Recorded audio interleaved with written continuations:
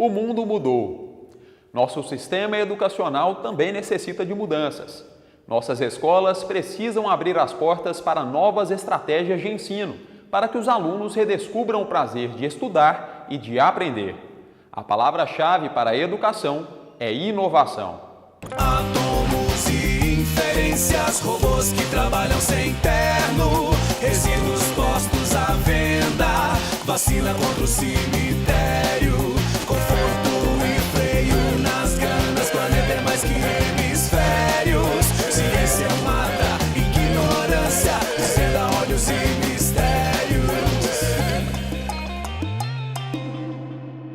As primeiras escolas do Brasil surgiram no período colonial, em 1549. Os professores eram os padres jesuítas, os alunos, os filhos da elite nacional e os índios, que recebiam a catequese. Hoje, a educação é direito de todos. Há 48.600.000 estudantes na educação básica brasileira, distribuídos em 184.000 unidades escolares. Os professores são 2.200.000. O papel dos professores é fundamental. Eles são os facilitadores da aprendizagem. Até algumas décadas, contavam basicamente com quadro e giz como ferramentas.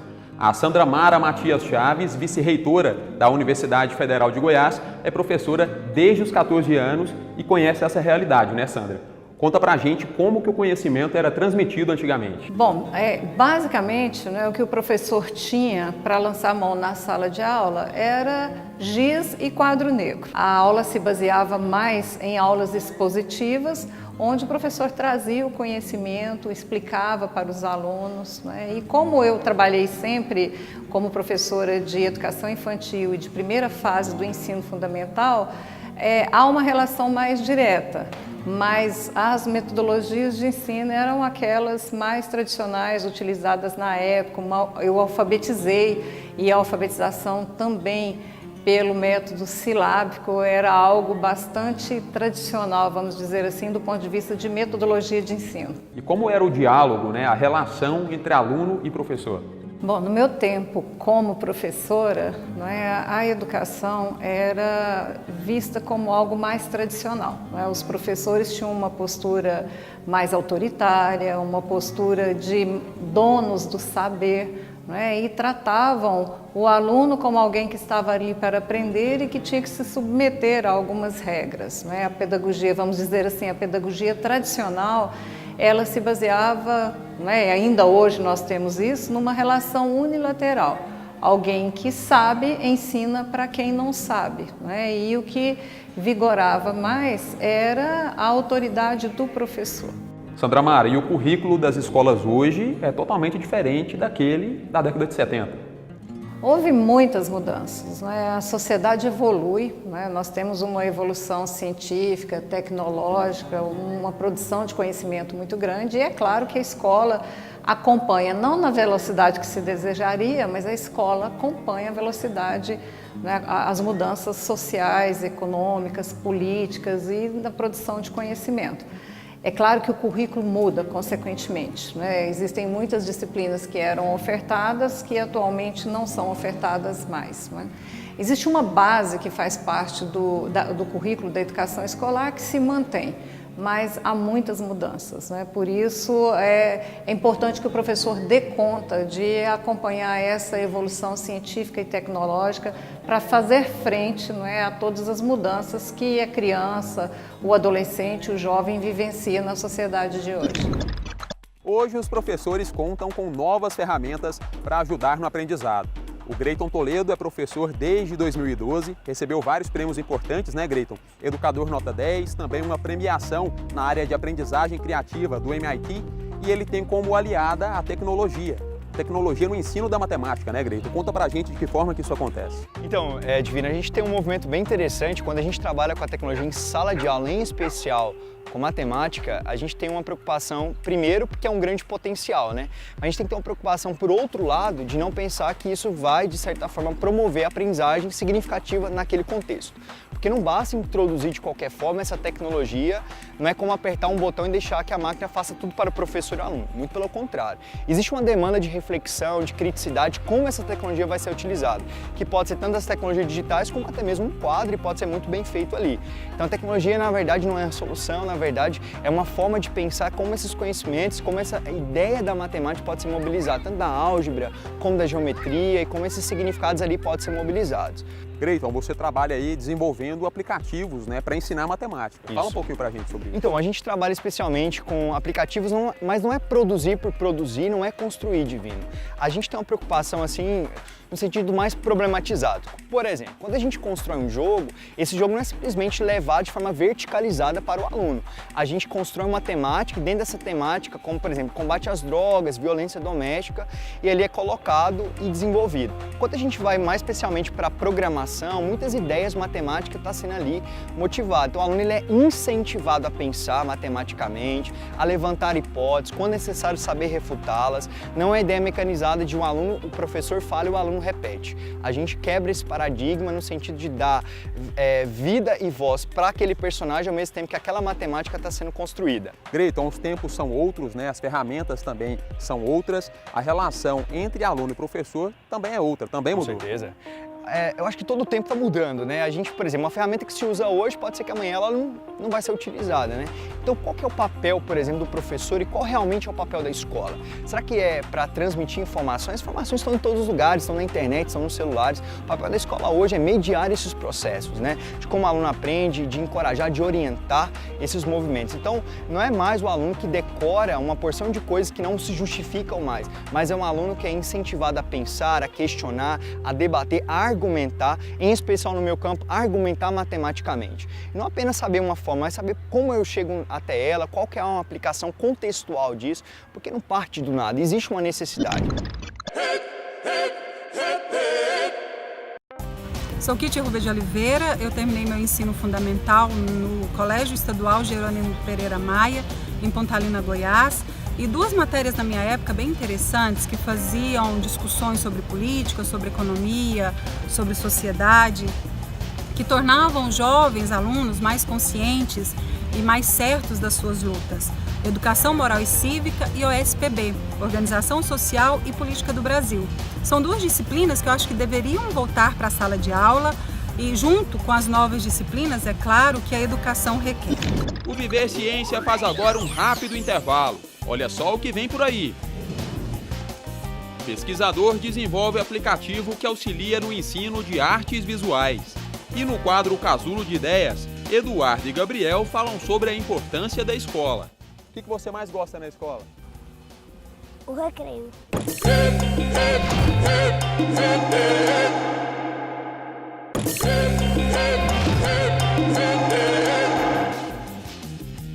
Estamos de volta com Viver Ciência. O tema de hoje, novas estratégias de ensino. Aqui no estúdio comigo estão o Santiago Lemos e a Maria de Fátima Teixeira Barreto. O Santiago é mestre em ensino na educação básica e professor do Estado. A Maria de Fátima é pedagoga, doutora em educação matemática e professora da Universidade Federal de Goiás. O Santiago desenvolveu um joguinho de celular que diverte e, ao mesmo tempo, ajuda as crianças a aprender sobre artes visuais. Conheça o Dali X.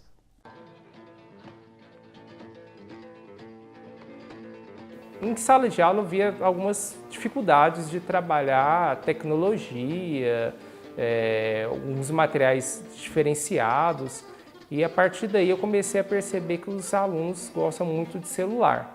Então pensei, nossa, como eu posso trabalhar o ensino de arte através dessas tecnologias? E daí surgiu a ideia do jogo. O Salvador Dalí foi um dos poucos artistas que experimentaram de tudo, quase tudo na verdade, né? Ele pintava, ele modelava, ele esculpia, ele era fotógrafo, ele era artista, então ele trabalhou com muita coisa. E a partir daí, junto com minha orientadora, nós pensamos algo que também trabalhasse a questão da experiência estética, que eu acho que você experimentar várias coisas e tentar quebrar os padrões estabelecidos pela sociedade. E nisso surgiu a ideia de trabalhar o Dali X. Então, Dali o nome do jogo, né, DALL-E X. O X pode ser de experiência, o extremo, enfim, o X ele dá uma abertura muito para isso. Então foi um dos motivos que veio a ideia de trabalhar com Salvador Dalí. O jogo DALL-E X, ele possui 4 fases.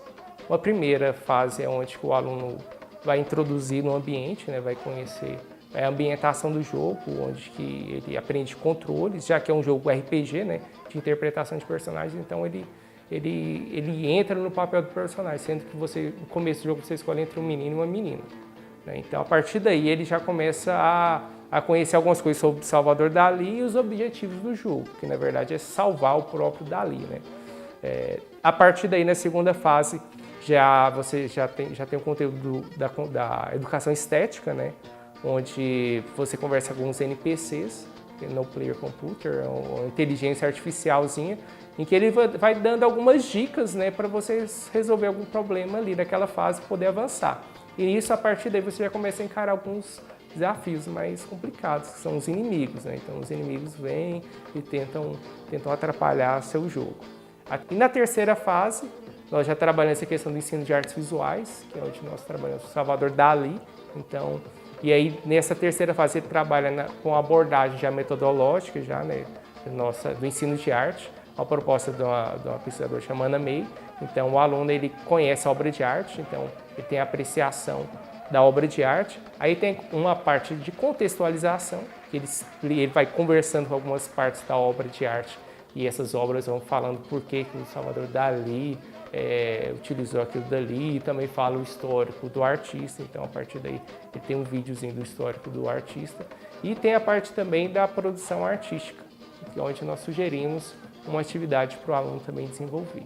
A quarta fase é a conclusão do jogo, né, onde você vai encarar, entre aspas, o chefão, como dizem, né, para fechar o enredo do jogo. Então, eu não vou dar muitos detalhes, porque senão vai contar muito o enredo, então eu espero que vocês vão lá e decifrem esses segredos.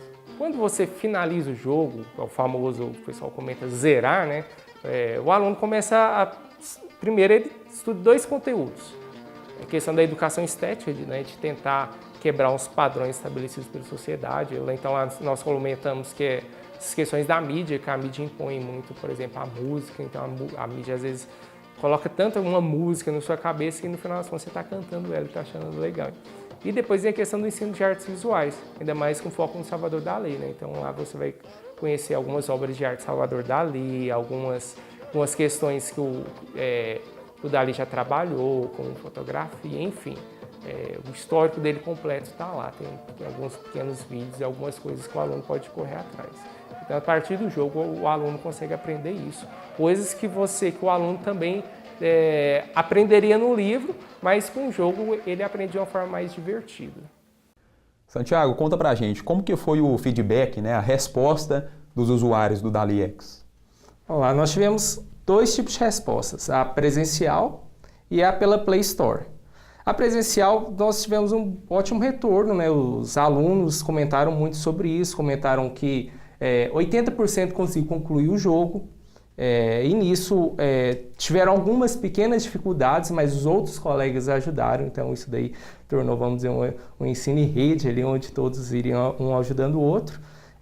Tive alguns problemas com programação, né? Então o jogo partiu para isso, mas como ele está na Play Store, dá para ficar atualizando sempre e o usuário recebe automaticamente essa atualização. Então por aí está tranquilo.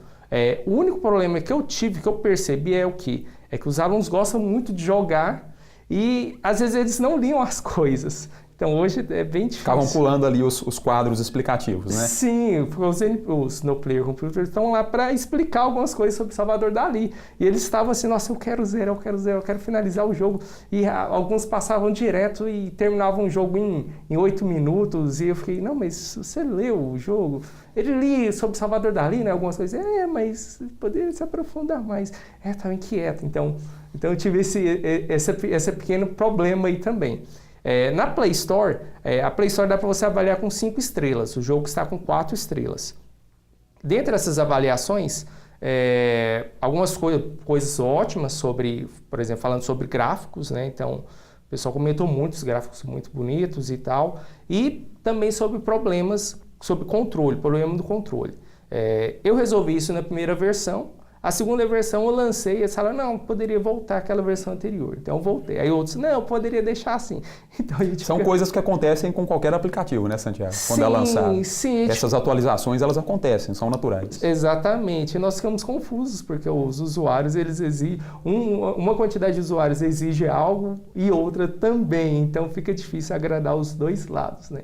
Mas enfim, ele está hoje com 5 estrelas no máximo, ele está com 4 estrelas. Na Play Store, já foi baixado por vários usuários do mundo, Inglaterra, Espanha, Portugal, muitos usuários de Portugal também baixaram. Enfim, eu espero que o pessoal goste e também continue comentando também na Play Store, porque através desses comentários nós estaremos melhorando o jogo. Quem quiser baixar então, como é que faz? Explica para o pessoal. O usuário quiser baixar o jogo, basta acessar a Play Store do celular e digitar dali X, dali é X, né? Então, só baixar. Não tem propaganda e isso auxilia também do aluno, né, que não atrapalha ele na hora da jogabilidade. Maria de Fátima, a gente está falando aí da tecnologia, mas metade das escolas brasileiras públicas do ensino fundamental não tem acesso à banda larga. Isso é um gargalo que precisa ser resolvido, né? Isso atravanca o ensino. Então, a gente pode dizer que não necessariamente atravanca, né? A gente pode desenvolver um processo pedagógico sem essas tecnologias digitais, sem internet na escola. No entanto... Mais difícil.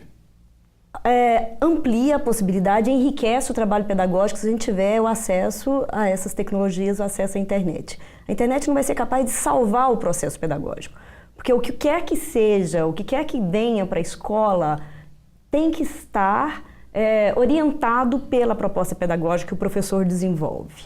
Então, antes de qualquer elemento pedagógico, antes de qualquer software, programa, o professor tem que pensar se esse recurso vai contribuir para melhorar a compreensão do que ele está desejando trabalhar. Agora, é claro que a internet abre um campo de possibilidades, um acesso a uma diversidade de informação, uma diversidade de textos que nós, professores, sem esse instrumento, não teremos. O livro didático, por exemplo, né? Nós temos alguns livros didáticos bons, mas o livro didático é um recorte de um conhecimento feito por alguém, né, que fez a partir de suas crenças, a partir de suas compreensões sobre o que é conhecer, sobre o que é aprender e sobre as condições que ele imagina que aquele que vai usufruir ou usar aquele livro didático tem.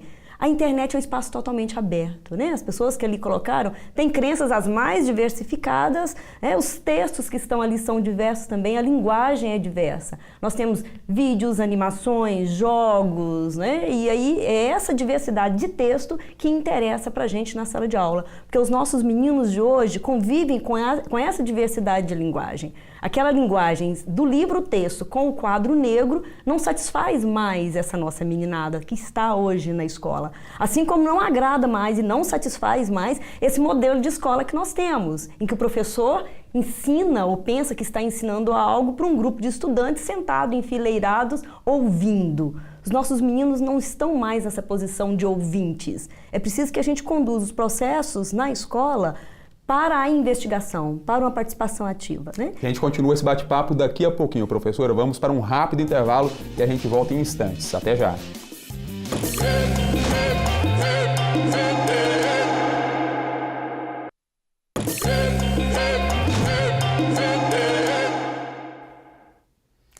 Já pensou? Você criança, sua mãe um belo dia chega e te diz: a partir de hoje você não precisa mais ir à escola. Como você reagiria, hein? Enquanto você pensa, dá uma olhada nas respostas do Eduardo e do Gabriel. Roda o casulo.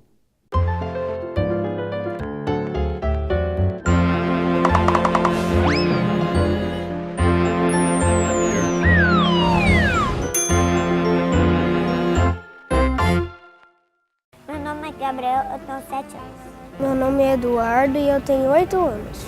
Gabriel, você gosta de ir à escola? Gosto. Que tanto que você gosta? Infinito. Infinito? Se sua mãe te falasse assim, ó, Eduardo, não precisa mais ir na escola, o que você ia falar? Não. Eu ia achar bom. Você ia achar bom? Mas você não gosta de ir à escola? Gosto. Você não ia achar estranho, não, ela falar pra você que você não precisa mais ir à escola?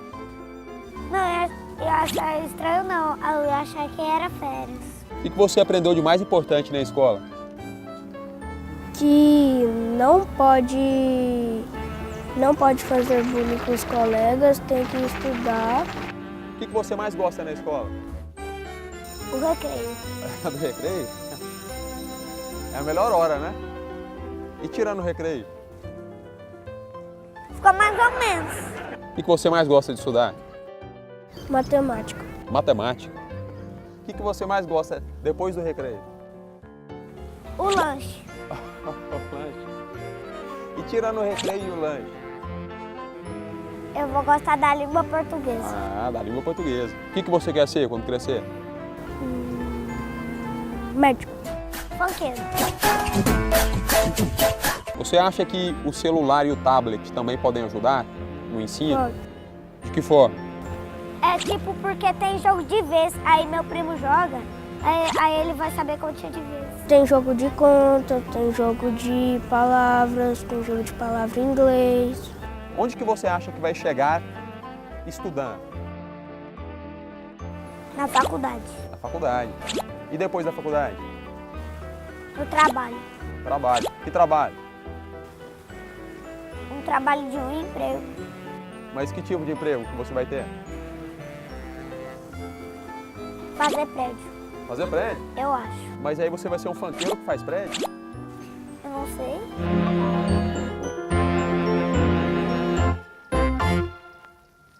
Santiago, é importante explicar para os alunos desde cedo a importância do estudo?